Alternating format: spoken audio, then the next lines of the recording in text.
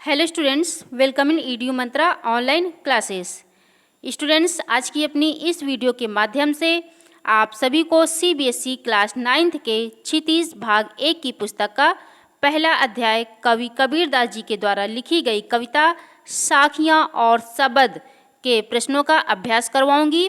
और आपकी जानकारी के लिए बता दूं कि कवि कबीरदास जी से संबंधित जो और जानकारियाँ थी, जैसे कबीरदास जी का जीवन परिचय, उनकी रचनाएं और उनके द्वारा यानी कबीरदास जी के द्वारा रचित साखियाँ और शबद कविता की संदर्भ सहित व्याख्या आदि ऐसी बहुत सी जानकारियाँ हैं जो आप मेरे इस चैनल ईडीयू मंत्रा ऑनलाइन क्लासेस में जाकर मेरी इसके पहले की बनाई गई वीडियो में जाकर देख सकते हैं और पढ़ सकते हैं। ठीक है।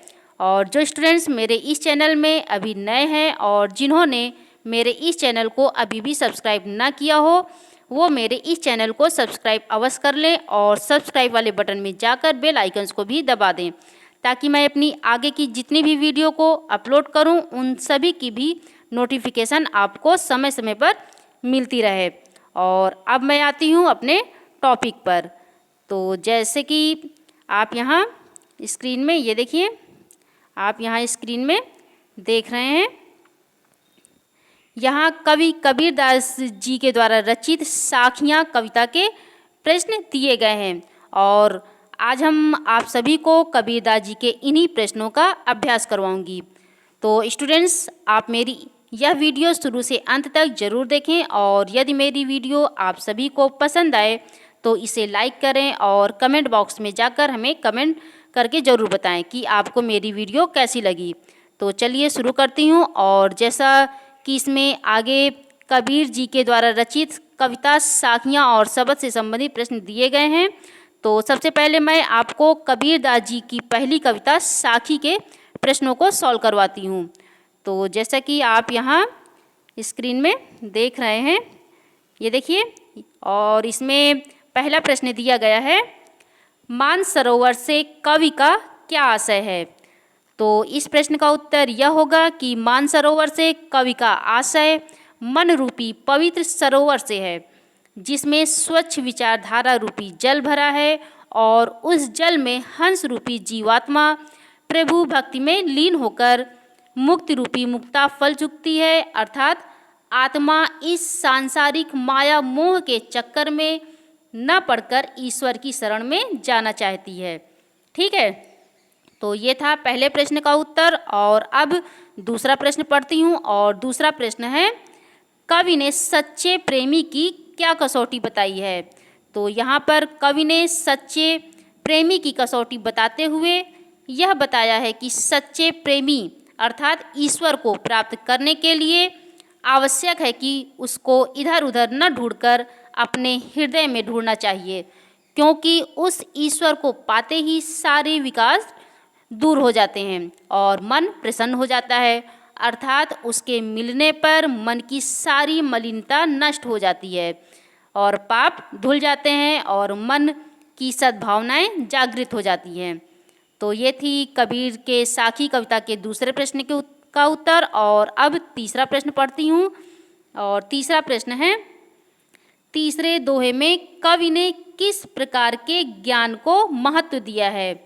तो इसमें इस तीसरे दोहे में कवि ने अनुभव से प्राप्त ज्ञान को महत्व दिया है, जो सहज साधना से प्राप्त होता है।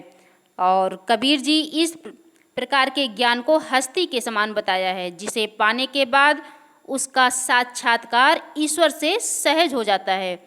यानी कि कवि का मानना है कि ज्ञान मिलना बहुत कठिन होता है, क्योंकि अक्सर लोग सही ज्ञान को पहचान ही नहीं पाते हैं। ठीक है। तो ये तीसरा प्रश्न भी पूरा हुआ। और अब चौथा प्रश्न पढ़ती हूँ और चौथा प्रश्न है, इस संसार में सच्चा संत कौन कहलाता है। तो सरल शब्दों में कहूँ तो जो निष्पक्ष भाव से ईश्वर को भजता है वही सच्चा संत है।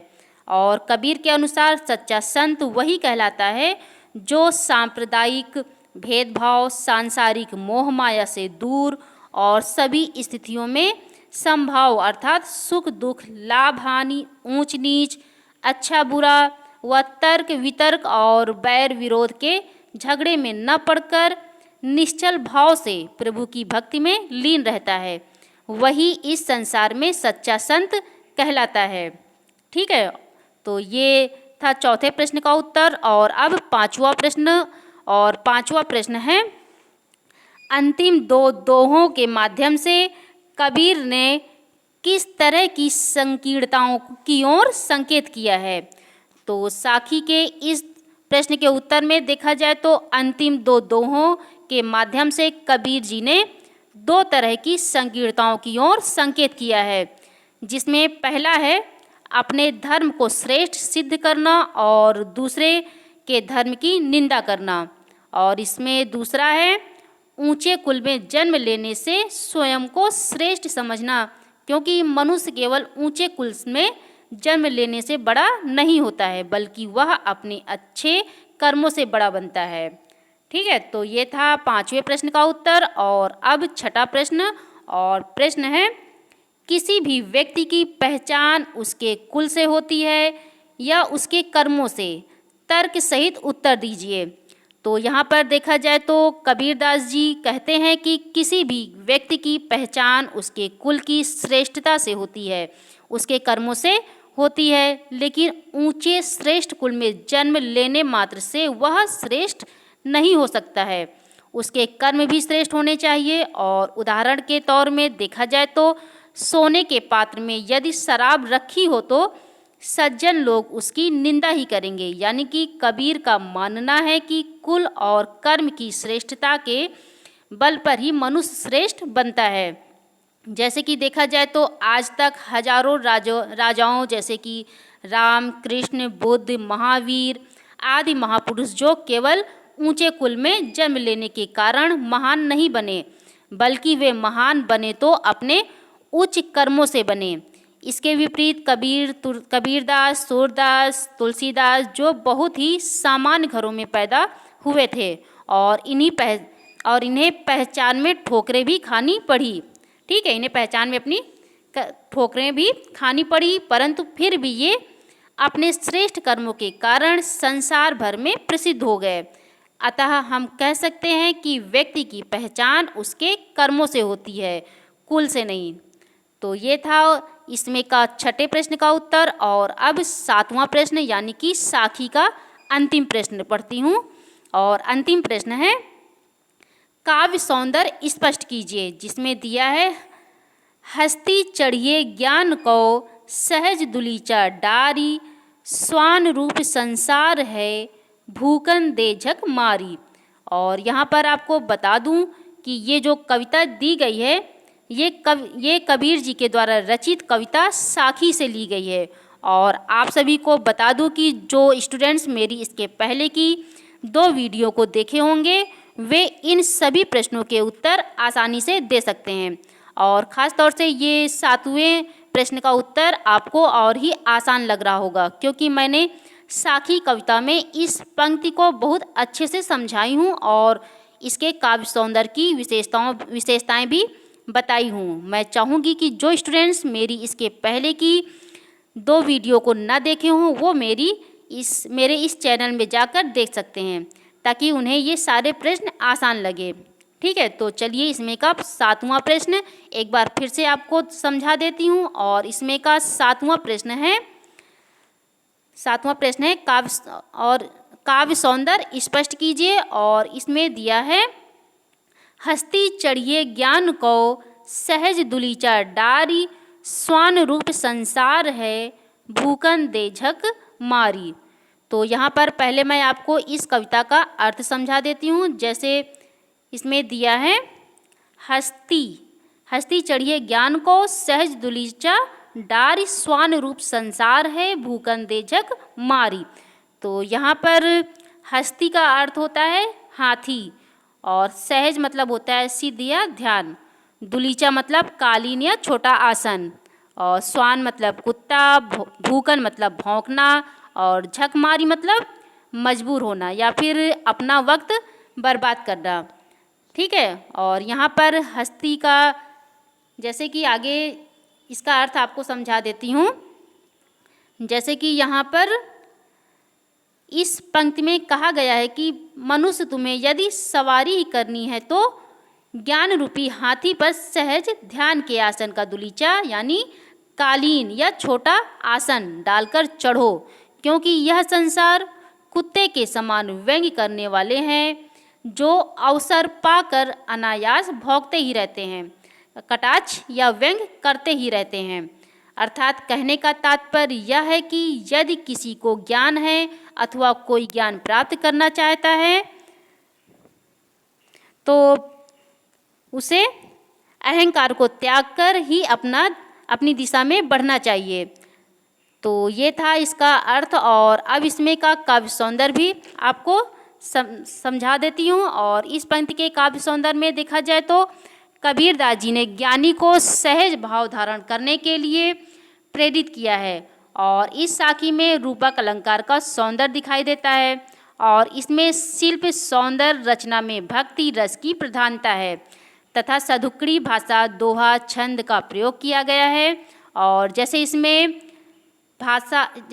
हस्ती स्वान ज्ञान आदि तत्सम शब्दों का प्रयोग हुआ है।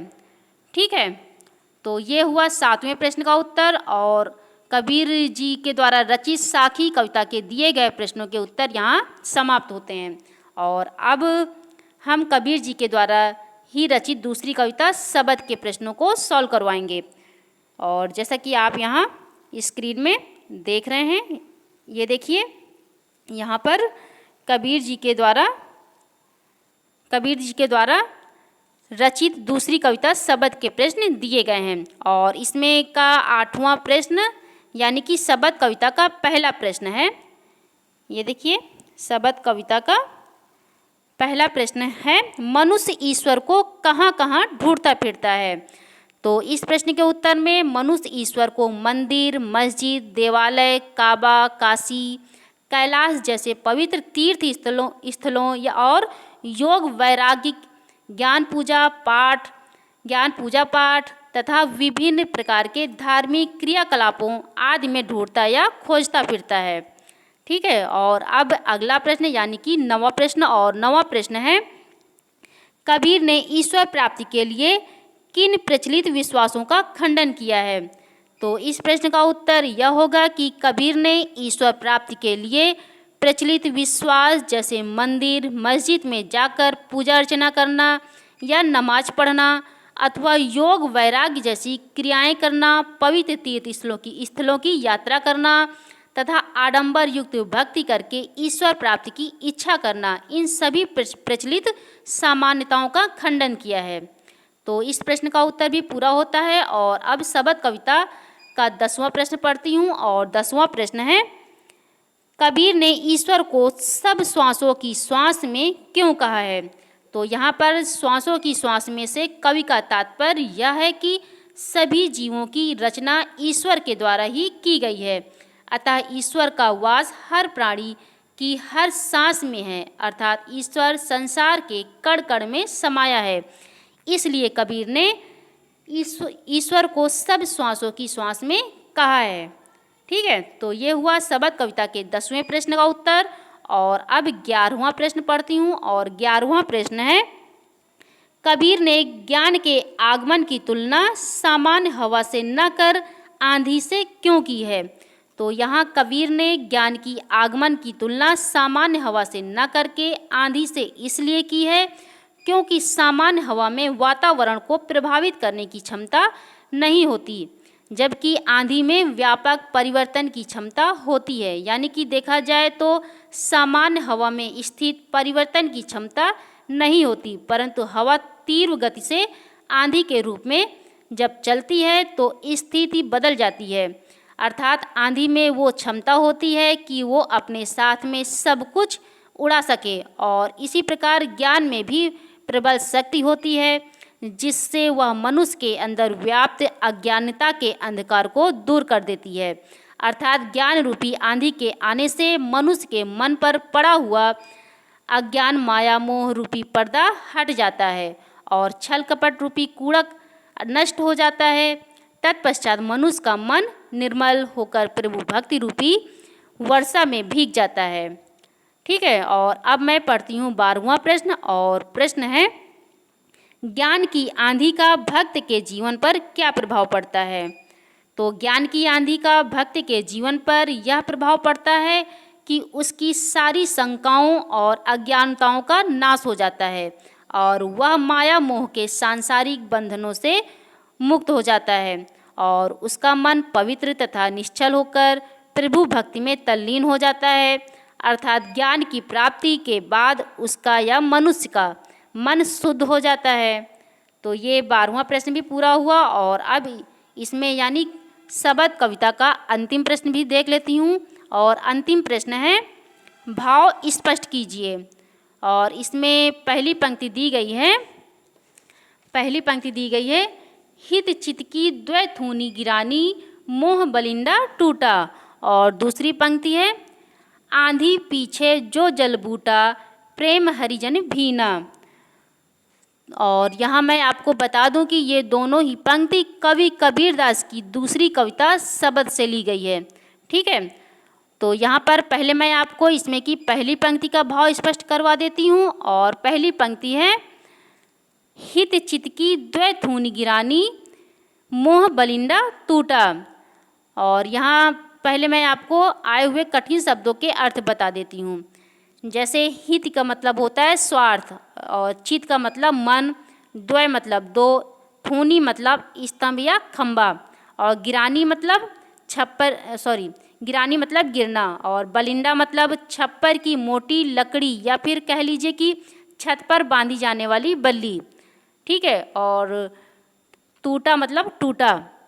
और यहाँ इस पंक्ति का आशय यह है कि यहाँ ज्ञान रूपी आंधी के कारण मनुष्य के मन में स्थित स्वार्थ रूपी दोनों खंबे हट गए हैं तथा मोह रूपी बत्ती गिर गई है, और इसमें कामना रूपी छप्पर नीचे गिर गया है, और उसके मन की सारी बुराइयां और अज्ञानताएं नष्ट हो गई हैं तथा उसका मन साफ हो गया है। ठीक है, तो ये थी पहली पंक्ति का भाव। और अब इसमें दूसरी पंक्ति का भाव भी देख लेती हूँ। और दूसरी पंक्ति है, आंधी पीछे जो जल बूटा, प्रेम हरिजन भीना। जन मतलब यहाँ पर होता है मनुष्य, और भीना मतलब भीगा। तो इस पंक्ति का आशय यह है कि ज्ञान प्राप्ति के बाद आनंद और प्रेम की अनुभूति होती है, और इसे वही व्यक्ति अनुभव कर सकता है जो ईश्वर का सच्चा भक्त है। यानी कि सामान्य रूप से आंधी आने के बाद जब बारिश हो जाती है तो धूल आदि विकार शांत हो जाते हैं और मन प्रसन्न हो जाता है। उसी प्रकार ज्ञान रूपी आंधी आने के बाद उसकी अज्ञानता दूर हो जाती है और उसका मन प्रभु की भक्ति में रम जाता है। और ज्ञान की आंधी के बाद जो भक्ति रूपी जल बरसाता है, उस जल में मन भीग उठता है और उसमें वह रम जाता है, अर्थात ज्ञान प्राप्ति के बाद उसका मन शुद्ध हो जाता है। तो ये भी प्रश्न यानी शब्द कविता का अंतिम प्रश्न भी पूरा होता है। और अब इसमें आगे देखती हूँ। और आगे जैसे कि इसमें आगे दिया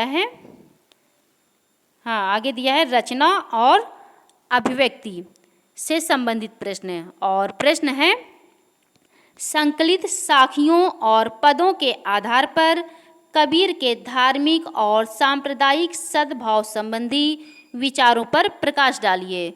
तो इस प्रश्न के उत्तर में कबीरदास जी ने अपने विचारों द्वारा जनमानस की आंखों पर धर्म तथा संप्रदाय के नाम पर पड़े पर्दे को खोलने का प्रयास किया है। और कबीर जी ने हिंदू और मुसलमान की पूजा पद्धति के कारण उत्पन्न सांप्रदायिकता को लक्ष्य बनाते हुए राम और रहीम को एक मानकर मनुष्य को सच्ची भक्ति के लिए प्रेरित किया है।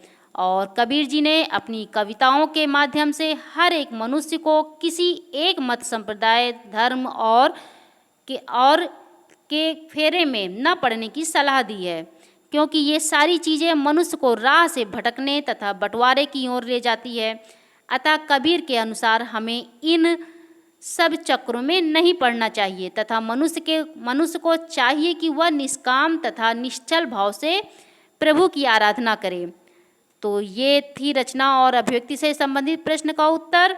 और इसमें जैसा कि आगे दिया है भाषा अध्ययन, और इसमें भाषा अध्ययन में दिया गया है निम्नलिखित शब्दों के तत्सम रूप लिखिए। यानी कि इसमें तद्भव के शब्द दिए गए हैं और इन तद्भव शब्द के तत्सम रूप लिखना है। तो यहाँ जैसे कि कुछ तद्भव शब्द दिए गए हैं, जैसे पखा पखी और अनत, जोग, जुगति, बैराग और निरपख। देखिए यहाँ यानी साखी और शब्द की कविताओं से दी गई हैं और इसमें इन दिए गए तद्भव शब्द के तत्सम रूप भी आपको बता देती हूँ।